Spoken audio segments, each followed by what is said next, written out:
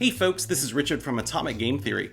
Last November, I ran a Kickstarter campaign for a series of D&D themed detective investigative adventures because it's one of my favorite things. I love puzzles, I love mysteries, I love them in movies, I love them in books. You know, I just want to crack some codes, I want to solve some crimes, I want to do all that stuff. And I especially want to do it in games. And so today I am here with the Cardboard Herald to talk to you about my 3 very favorite, bestest, investigative style board games for your tabletop.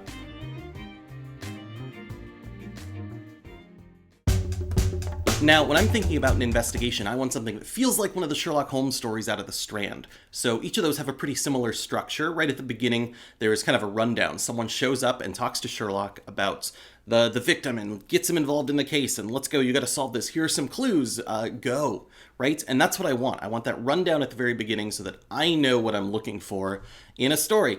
And no game does this better than, no surprise here, Sherlock Holmes Consulting Detective. This is the Jack the Ripper version, but they both play pretty similarly. You are playing one of the members of the Baker Street Irregulars, and everyone else is as well. You are working as a team, and your goal is to solve a case faster than Sherlock Holmes. That's impossible. Let's just put that out there. Don't worry about that. Just play the game. Each adventure, each session, you get the mission book right here.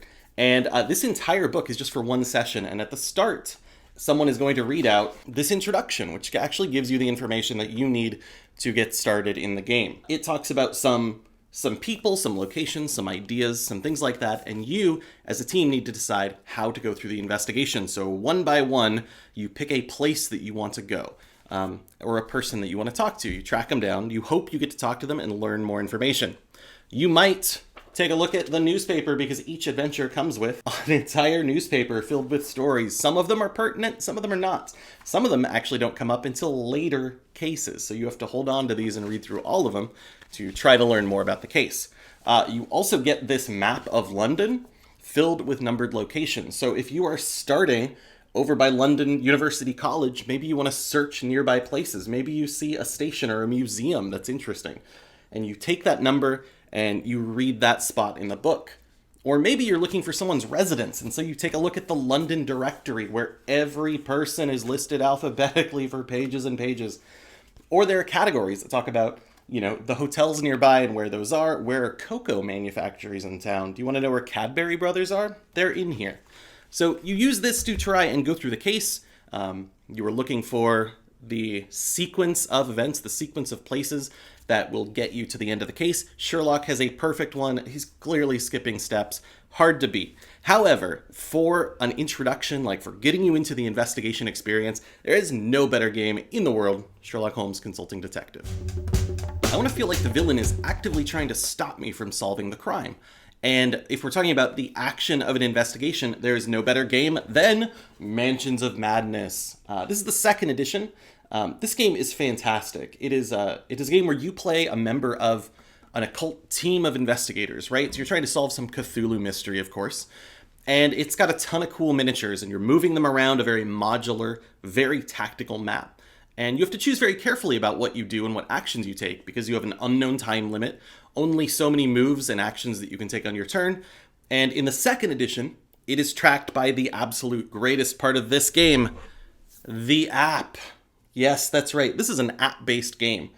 And this app actually gives us a whole lot of real, important, meaningful randomness that makes the game really interesting because the game is hard, right? The app shakes it up. You are supposed to not win this game every time. I played it solo. It has a solo mode, and I've lost multiple times, and you have to go back and play again, or, you know, you get to. And because it's hard and you're not always meant to win, the map needs to change as you go back, or the monsters need to come from a different place or be different. They need to decide to take different types of actions. And the app-assisted version of this game allows for all of those things. And it does something that I find super cool. It makes combat more interesting because when you decide, hey, I'm going to like swing at that monster with my sword, you expect to make a fighty sword check, right? But no, the app decides what kind of check you're going to make. And maybe it is, like, it's just a physical attack because you're roll strength, go for it. But maybe the monster is attacking first, so you need to dodge past them to get your strike in. You have to make a more of an agility check.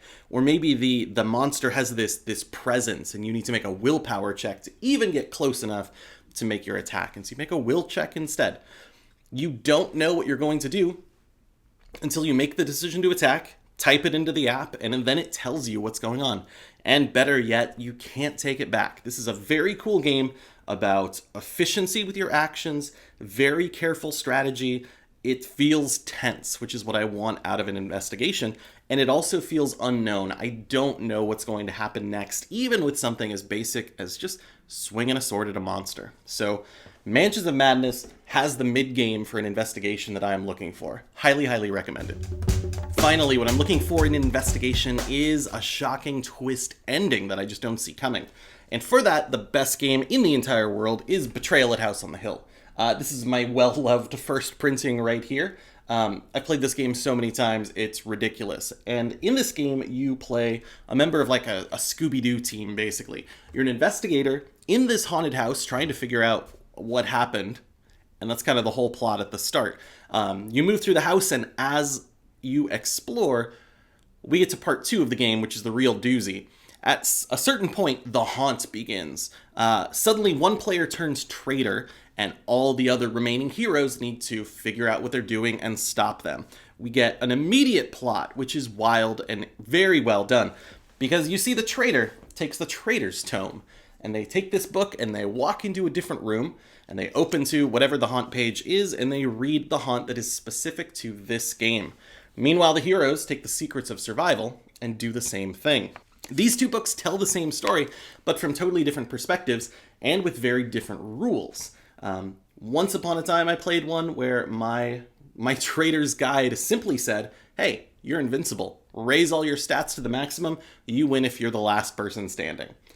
And that was it. That's all I had. It was the shortest one I've ever seen. Meanwhile, the heroes had the longest one I've ever seen. It was just full page. Okay, so what you need to do is enact this ritual, and you need to gather these ingredients, and you need to find the specific chamber, and you need to succeed at the ritual and make like a super blood dagger and then beat me in single combat, and that's how you win. And it's wild. They're all different. The game itself comes with 50 different haunts, so you can have all sorts of wild experiences. And of course, if that's not enough for you, you can get the Widow's Walk expansion, ding ding, which is where these are from. They have 50 more haunts in them, and if you happen to play the one that was written by my partner and I, please let me know what your cat name is, and I'm not going to add any more spoilers than that. So those are my 3 favorite investigative board games. I love all of them. I'll play them anytime. And they all give me a slightly different experience. If you need a 4th, those have all helped me influence Empyrean Investigations, which is the Kickstarter that I ran. I wanted to write some D&D adventures that really helped players feel like detectives and added those motifs into the game as well as I could.